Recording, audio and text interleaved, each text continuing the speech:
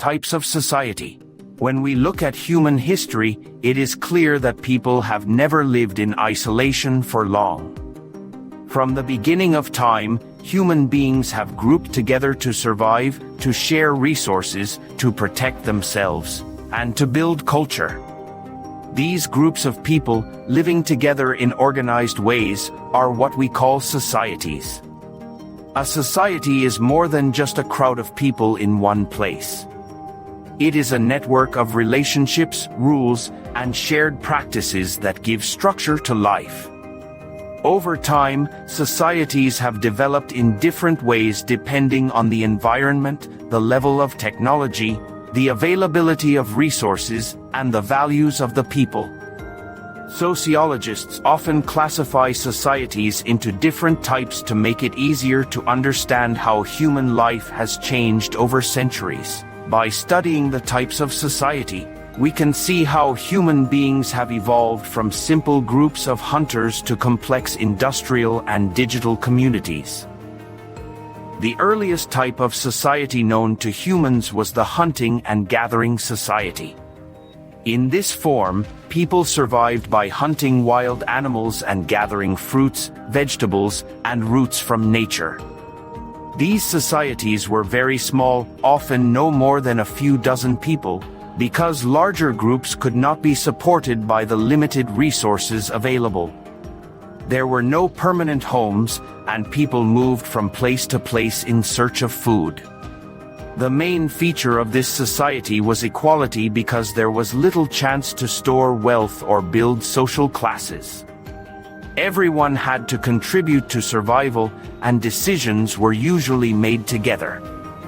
Hunting and gathering societies lasted for thousands of years, forming the foundation of human social life. As human knowledge grew, people learned how to tame animals and grow crops. This gave birth to pastoral societies and horticultural societies. In pastoral societies, people raised animals such as sheep, goats, and cattle for food, trade, and transportation. These societies were usually found in areas where farming was difficult but animals could survive, such as grasslands and deserts. Horticultural societies, on the other hand, relied on simple tools to cultivate gardens and small plots of land. These societies were more settled compared to hunters and gatherers because they could produce food in one place. With food surpluses, population sizes grew, and not everyone had to focus only on survival. This allowed the development of crafts, trade, and leadership roles. For the first time, social differences appeared, and some people gained more power and influence than others. As technology advanced further, agrarian societies came into being. These were societies based on large-scale farming using plows, animals, and later irrigation systems. Agrarian societies were far more complex because they produced enough food to support millions of people. They created towns and cities, developed writing, built governments, and established organized religions. Social classes became more rigid, with kings, priests, warriors, and peasants playing very different roles. Land ownership became the main source of wealth, and people's lives were often determined by the class into which they were born. Agrarian societies lasted for many centuries and laid the foundation for civilizations such as ancient Egypt, Mesopotamia, China, and Rome. The next major transformation happened with the rise of industrial societies. This began during the Industrial Revolution in the 18th century when machines and factories replaced simple farming as the main source of production. Industrial societies relied on science and technology to produce goods on a massive scale. Cities grew rapidly as people moved from rural areas to work in factories. Jobs became specialized, and education became important because new skills were required. In industrial societies, wealth was no longer only tied to land but also to industries, businesses, and technology. These societies emphasized progress, innovation, and economic growth. However, they also created challenges such as pollution, poor working conditions, and sharp divisions between the rich and poor. Today, many sociologists argue that we have moved into a new stage called post-industrial or information societies.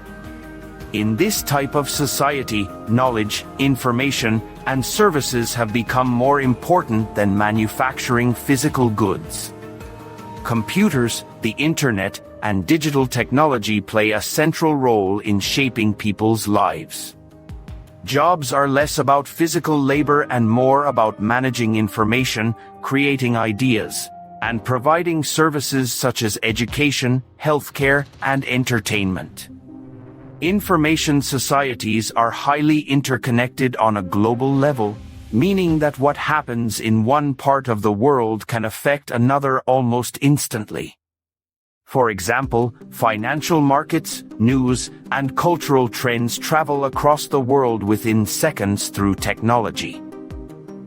While these are the broad categories of societies, it is important to remember that not all societies fit neatly into one box.